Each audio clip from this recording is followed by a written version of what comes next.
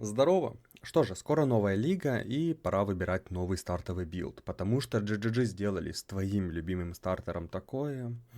Там прошлись вообще по всей мете и сломали все, что было комфортным. Но не стоит расстраиваться, стоит плакать, кричать и паниковать.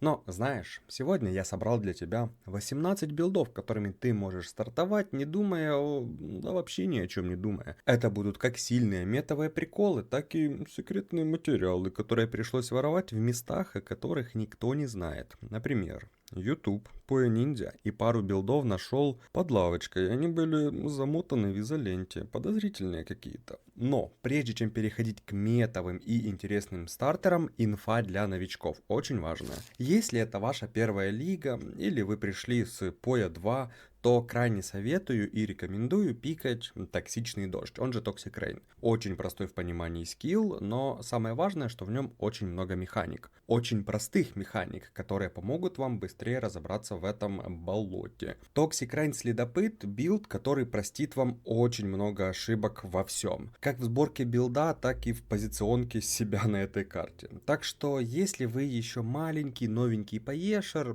то лучше, конечно, задумайтесь, а надо ли оно вам. Но если вы все-таки по какой-то причине решили, что надо, то токсичные отношения с дождем — это то, что вам нужно. Для всяких 3К плюс часов инжойеров он будет медленным и неинтересным, не надувается в эндгейм и все такое, но для остальных норм. Не думаю, что вы в первую лигу будете убивать уберов или фармить Т-17. У меня есть гайд, к которому уже целый год, но там абсолютно ничего не поменялось, прям вообще ноль изменений, ну какие-то минорные, минимальные, они не важны. Так что можете следовать по нему. Пару человек мне даже писали, что начали играть в Poe именно с этого видео, и у них все получилось. А теперь перейдем к стартерам для всех остальных. И давайте сразу же начнем с год тир меты, с билдов, о которых все говорят и на которых можно стартовать, а потом перейдем уже к менее попсовым билдам и в самом конце в целом обсудим патчик. Как мне кажется, самым сильным стартовым билдом в этой лиге, как и в прошлой, как и в позапрошлой, будут банки. Да, самые обычные poison банки, которые при первой же валюте превращаются в прыгающую банку, на которую вы сядете. Билд не нерфили уже целый год. Ну вы поняли, целый год. Вот это я выдал. В прошлой лиге, то есть не так давно, всего 11 месяцев назад, я стартовал на банках. И это был самый простой старт в моей жизни. В бюджете 50 хаусов можно фармить тарелки Мейвен. При этом на актах банки абсурдно сильные на фоне чего-либо в Poe. На карты выходишь в вещах с пола, дальнейшие грейды очень дешевые, а в эндгейм версия играется через Ралакеша. Вот тут и попался, крыса поганая. Патч не читал. Словили тебя за грязные руки, такие, которые патч не читает и не знает, что ролокеши убили. Скажете вы мне, но я вам отвечу, что для этого билда нужны ролокеши на эндюрке. Френзики легко получить при помощи кровавого угара, а на боссах при помощи марки. И все. А, там еще и синие мячики, но они этому билду дают ровным счетом ничего. Но в целом можно и не спекаться в эту версию с ролокешами, а играть на самом обычном пойзоне. Обычная версия даже домашней, но медленней. В общем, лучше, конечно, посмотрите мой видео-прикол, связанный с этим билдом, потому что я его делал именно для того, чтобы ты его посмотрел. Вот. Там есть и лайвлинки, и вообще вся информация. Когда-то давно в стартерах я сказал: если эта хуйня не станет популярной, то я даже не знаю, что этим игрокам в Poe надо. Чуваки, ну я же не имел в виду настолько популярная, что сейчас на ней поедет полсервака. Вы чё? Ну, поедете, конечно, вы на баме не просто так. А потому что скилл, во-первых, дамажный до абсурда. Прям настолько много урона, что даже я, человек, которому внешность этого скилла напоминает, что Поя все-таки устаревшее говно мамонта и никто из нас не вечен, задумываюсь, чтобы стартовать на нем. Но, к сожалению, для моего психологического здоровья у меня другие планы на эту лигу. Я хочу свихнуться, но об этом позже. Бама — это стрела-двойник бомбардирующих клонов. Короче, это стрела-двойник, которая стреляет ливнем стрел. И стреляет очень больно. На данный момент это самые сильные и дамажные приспешники в игре с огромным отрывом от кого-либо. И из-за того, что это все-таки приспешники, то тут выскакивает еще один плюс. Дерево у всех петов очень похожее. А значит, ты спокойно можешь играть на том же СРС, пока не купишь баму, потому что, да, единственный минус этого скилла, что это скилл из лабы. Так что его надо покупать, или если вы вообще, не знаю, в отчаянном положении, то выбивать самому, бегая первую лабу. А второй, единственный минус бамы, что это, скорее всего, будет топ-1 билд по популярности, а значит вы будете драться за каждую вещь еще с 3 такими же бедолагами. В целом, именно эти два билда я считаю самыми сильными для старта новой лиги. Стартуют буквально сразу, имеют простые акты и в вещах с пола доходят до эндгейма. Но даже они не так хороши, как Playrock, который решил устроить розыгрыш в честь новой лиги в поешечке. Но сначала, что это вообще такое этот ваш Playrock? Это торговая площадка, где ты можешь воплотить все свои мечты. Если твои мечты это продать игровую валюту, аккаунты или услуги. Хотя тут это все можно и купить, жесть, да? И сделать это тут гораздо удобнее, чем, например, покупать диваны на базаре. Выбираешь нужный тебе товар и просто нажимаешь «Купить». И все дело в шляпе, точнее как, не в шляпе, в корзине. Все максимально безопасно и быстро. Для продавцов же тут действует новогодняя акция. Ну да, сейчас июнь, и что? Акция состоит в том, что комиссии для продавцов всего 10%. Изи же. Ну и про розыгрыш. 3 счастливчика, которые купят что-либо по моей ссылке в описании, получают на баланс по 1000, которую можно потратить куда угодно. Хоть пополнить себе баланс Стима всего с комиссией в 9%. И купить вот там аниме-девочку. Я считаю, оно того стоит. Пусть она сидит и смотрит, как ты позоришься в пое. Дальше подыбаем на чуть более слабые, но все еще сильные, что и популярные для старта билды. Lightning Arrow получил самый минимальный микро-нерв мастере, который только можно было бы получить. Первое. На инверт резистов теперь с 15% шансом, а не с 25% шансом. Грустно, но глобально это ничего не меняет. Также мастере на инсталич понерфили, что тоже очень грустно, но... ну да, это тоже вообще ничего не меняет. Но, если серьезно, мы же тут все-таки деловые люди, а среди нас даже есть деловая колбаса, то все и так знают, что такое Lightning Arrow. Это стрела молнии, ну, буквально. Так и переводится. Угу. Вообще-то это может быть не Lightning Arrow. Там может скрываться и Ice Shot. Суть-то одна. Набираете кучу урона и все. Хотя Ice Shot набирает урон по-другому, играется через хедшивера. Неважно. Что Lightning Arrow, что Ice Shot имеют одинаковые преимущества и одинаковые минусы. Большой урон, быстрая зачистка и быстрая смерть от чего-либо. Но в этой лиге нам вводят наемников. И в целом мне кажется, что их можно будет использовать как как бы это выразиться, мясные дырки, которые будут идти вперед и танчить все за вас. Так что умирать придется чуть реже. Стихийные луковые скиллы в целом уже много лиг являются чуть ли не SSS тир архетипом билдов в игре. Потому что сама суть поя это зачищать экраны мобов на время. А никто не справляется с этим лучше, чем луки. Хотя, может, БВ, ну, Арк, кстати, Игнайт билды тоже неплохо чистят. Кстати, Игнайт. В этой лиге получил нерфа баф. В одном месте Игнайт билды понерфили, в другом месте побафали. В общем, произошел ребаланс. На основном Игнайт ноде прям сильно срезали урончиком, будет заметно. Но, с другой стороны, 40 физ урона от подожженных врагов становится уроном от огня. Причем не написано 40% урона от атак. Я так понимаю, 40% всего физ урона. А это нереально сильно бафает выживаемость. Если хоть немного вложиться в Fire Res и сделать хотя бы 80%, то физовые тычки просто не будут пробивать вас. И это касается любого Ignite билда. Волна осуждения для тех, кто хочет стать стримером, или для тех, кому по кайфу играть через Ignite с вестником и смотреть на вот эти вот красивые эффекты, когда все лопается. Взрывная стрела все так же чистит все на экране и играется одной полупьяной рукой, и боссы там шотаются и все такое. Мав тоже шотает боссов, причем далеко не в самом большом бюджете, в минимальном. Кстати, насчет Мава и других големов. Многие ошибочно считают, что мы получили дополнительного голема, но это не так. Теперь просто вместо 2 поинтов на големы големы, надо брать только один. Общее число големов не изменилось. Как было 2 спадкласса, так и осталось. Но Маву это не важно, он взрывает тех големов, которые есть. Плюс, кстати, у нас сейчас можно сделать вот это вот оружие тактического применения на аниматроне. Раздуть ему неадекватное количество хп, а потом на каком-то боссе просто нажать красную кнопку. И все, анимешник-то не теряет вещи. Но это так уже из разряда пофаниться. Вернемся пока к стартеру на големах, которые дамажат сами. Их очень жестко бафнули. И если подумать, то категорически не советую.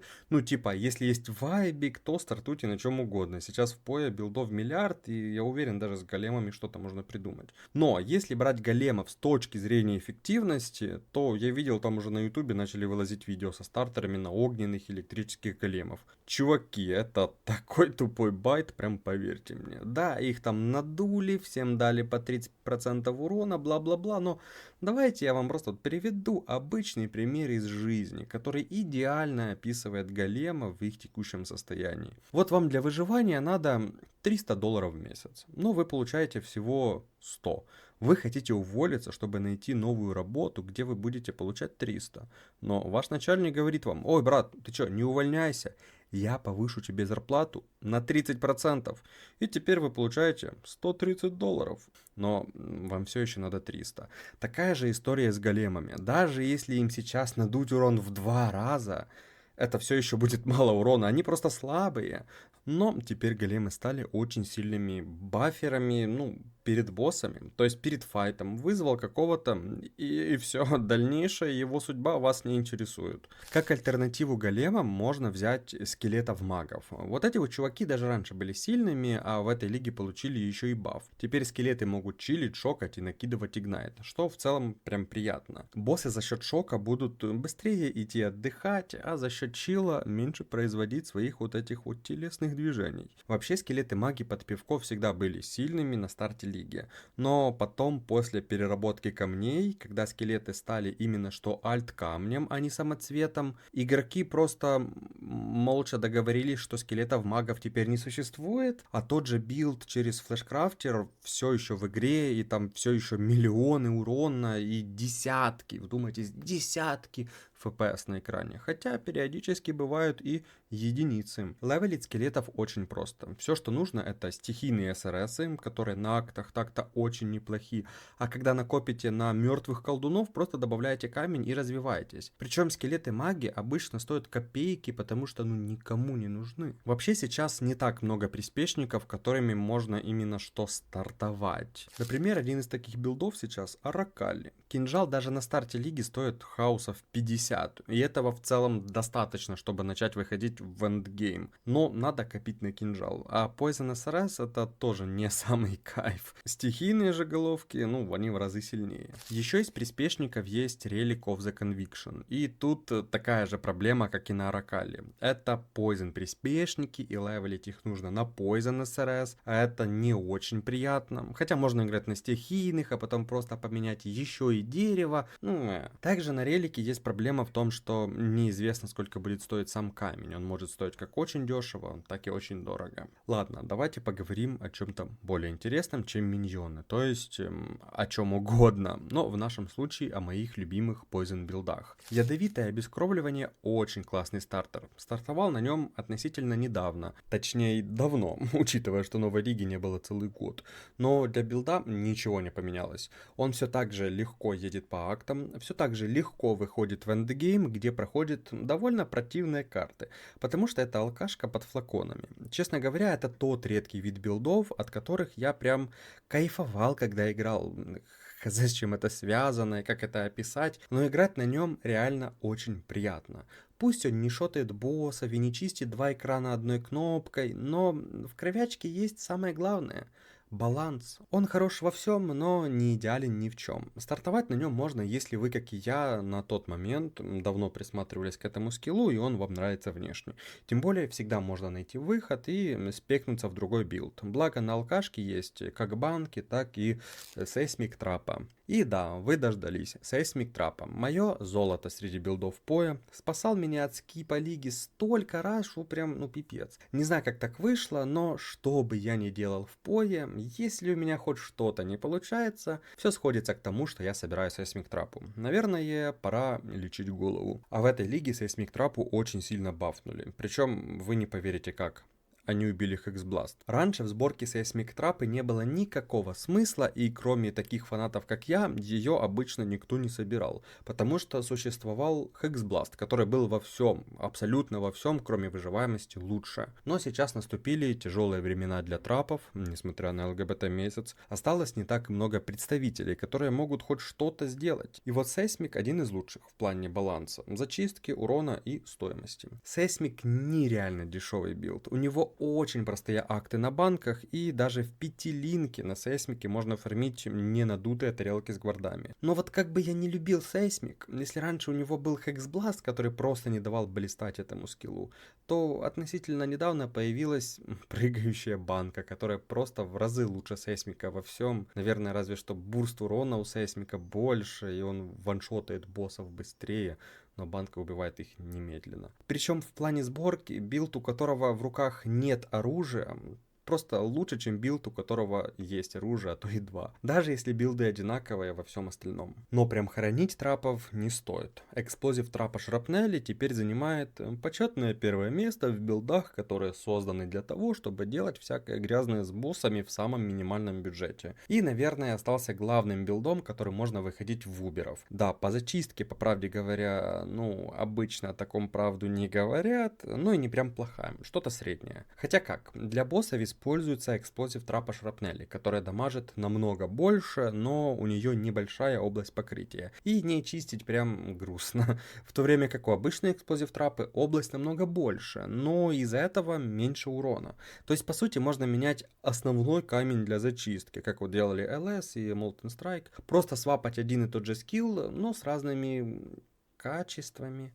Левелиться на эксплозив трапе вообще не сложно. На актах кучность мобов небольшая, а сама трапа их шотает, так что это не проблема. Не понимаю, почему у некоторых начинается рвотный рефлекс от левелинга на этой ловушке. Сам не один раз бегал на ней и всегда с кайфом. Есть несколько версий билдов через self-chill или просто через много урона, но все сводится к одному. Как только ты наковыряешь денег или возьмешь в кредит палку с кражи, на которой есть Secret of Shuffering, ты начинаешь понимать, в чем прикол этого билда, ибо до нее тебе может показаться, что эта трапа, ну, ничем не выделяется. Давайте немного вспомним и милишников. Что там у нас есть? Как по мне, все еще сильным мили билдом будет Poison Molten Strike. Да, сам скилл очень смешно понерфили, но это вообще никак не скажется на билде. Самый главный нерв Poison Molten Strike, как ни странно, пришелся на Lightning Strike, о как. Потому что Molten чистит не очень-то и хорошо, так что там часто свапали камни на LS. Но сейчас об LS говорить как о камне надо либо хорошо, либо ничего, так что скажем, что это был хороший скилл, один из моих любимых. У Poison Molten такая же участь, как и у большинства Poison скиллов. Самый приятный левелинг в мире на банках, с переходом в Molten с покупкой кинжала с кражи. Но так как Poison Molten не пользуется популярностью, а его главный конкурент по кинжалу Poison LS был хорошим скиллом, то поверьте мне, стоимость этих кинжалов будет копеечная. Алкашка в целом очень живучая за счет спермобанок, которые висят на ней постоянно, плюс за счет наемника можно будет подцепить пару атак аур, ибо обычно ты используешь только дефенс ауры на poison билдах, кроме разве что малявы, и то предпочтительнее еще одну деф ауру вместо нее. В общем, в этой лиге должно быть норм и весело. Свип. Скиллу дали всего-то 650% добавочного урона в прошлой или в позапрошлой лиге, а ним никто не пользуется и не говорит о нем. Зато с каждой щели слышно о том, что надо стартовать на циклоне, на котором всего 111% урона от пушки. Да, на циклоне больше скорости атаки, но если подсчитать и пересчитать все в идеальной ситуации для циклона, то у свипа все еще на 50% больше урона в любом раскладе. При этом радиус свипа почти в 2 раза больше, чем у циклона, и я вообще не понимаю, почему на нем никто не играет. Я нашел супер-пупер всратую побу второго дня лиги, и там 2,5 миллиона ДПС. Почему всем все равно на этот скилл? Ладно, если бы там зачистка была плохая, но вы сами видите на экране, это явно не хуже циклона, но домашний. Чуваки, давайте, не выдумывайте там со своими циклонами, берите свип и все. Самый обычный тупоголовый милишник. Если бы я хотел играть на подобном, то по-любому взял бы этот скилл. Еще там существует Боншаттер, который на старте лиги, на актах и на картах в целом до эндгейма чувствуется как настоящий секс двух мужчин. Собираешь побольше физредакшена и погнали бить друг друга палками. Правда, до Боншаттер надо качаться на других мили-скиллах, но вообще так вышло, что в пое мили на актах всегда были очень сильными, поэтому берем любой скилл на выбор и не паримся. Ну и естественно, открытие этой лиги Вулканик Фиссура. В целом, как скилл прикольный, когда-то на актах бегал на нем, правда, не во фреш-шмотках, а уже в левелинг вещах, но не важно. Выглядит хорошо, но есть пару но. Первое. Как мне кажется, он слишком перехайплен относительно своих возможностей. Что я имею в виду? Когда Hexblast был перехайплен и люди дрались пенисами за вещи на него, то это было оправдано. Hexblast был абсолютно сломан. Но хотите ли вы сейчас убивать людей за вещи на фиссуру, на которой будет играть очень много людей из-за стримеров,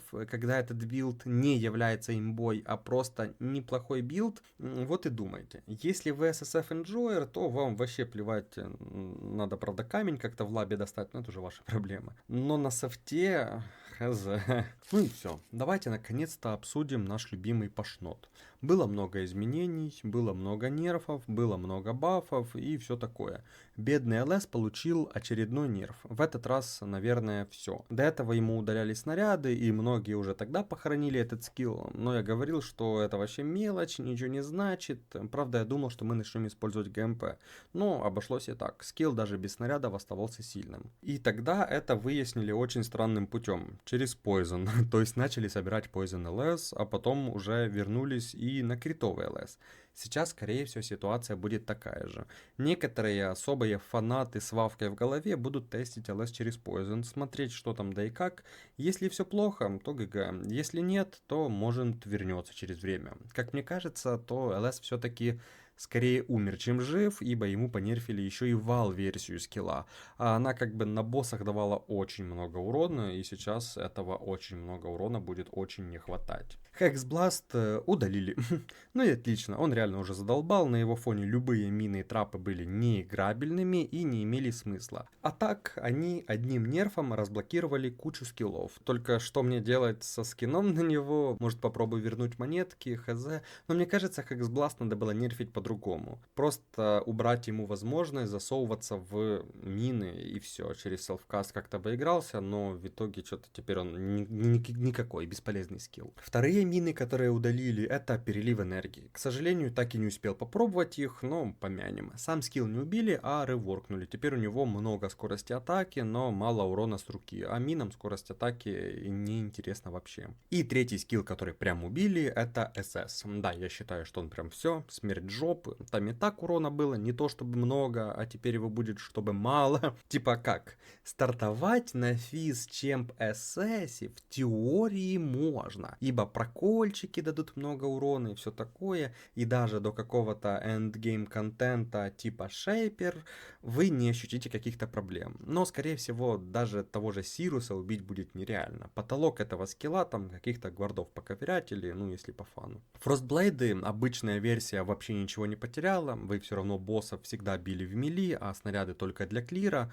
Ну это вообще похер, я не знаю, зачем нужен был этот нерв. Белые мобы все равно будут лопаться, а желтых надо будет бить в ближнем бою. А Катабасис, увы, но это вроде бы логично, потому что Катабасис изначально задумывался как дот скилл, то есть билдить его надо было через постепенку, но все собирали его в криты, потому что там были, ну, сумасшедшие цифры урона. Как по мне, надо было сильно срезать скорость атаки и сделать так, чтобы Катабасис можно было использовать только с двуруками. Тогда идея с Cold Dot могла бы быть реализуемой, но пока хороним это дерьмо. Кстати, стартовать на фростблейдах, даже обычных, мне кажется, такое себе. Там пипец как мало урона до хороших вещей, так что придется немного ладно, много страдать. Не, ну если вы фанат, то, конечно, можете. Кто я такой, чтобы вам запрещать? Мне очень понравился баф стрелы скверны, но я решил не засовывать его в стартеры, потому что не уверен в нем, но вообще файн. Возвращение снарядов саботеру это тоже прикол, учитывая, что он может спокойно собираться как в Кокера, Кока и Спир через саботера. Ну или же вон уже есть приколы с роллинг магмой, тоже интересная штука. А если теперь, вот знаете, собрать эти оба бафа, стрелы скверны и саботера, во что-то одно, то сразу же вспоминается один видос, который я недавно видел у Матила и его билд. О как! А еще вроде интересный баф Чемпа, который прям незаслуженно выпал из меты. Он был все еще сильным подклассом. Билд горностая через так укрепления, вон теперь имеет смысл, да. Защитника чуть бафнули, и что поинт защитника, что саботера вроде взяты с прошлого ивента. Забавно, что мы провели бета-тест поинтов. Класс. Насчет того, кем я буду стартовать. Я не знаю, у меня 3 варианта, и я вам не скажу, но будут знаки. Я буду счастлив, если выберу то, что думаю. Ну а вы пишите, кем вы хотите стартовать и почему бамой. Как вам в целом мета. Я вон в постик в Телеграм сделал, кстати, подписывайтесь, о том, что сейчас прям реально много играбельных билдов, и можно стартовать чуть ли не на каждом втором скилле. В целом, это все. Не забывайте смотреть в описании, участвовать в розыгрыше от PlayerK, говорить маме, что вы любите ее. Желаю вам удачи на старте лиги и мира в городе.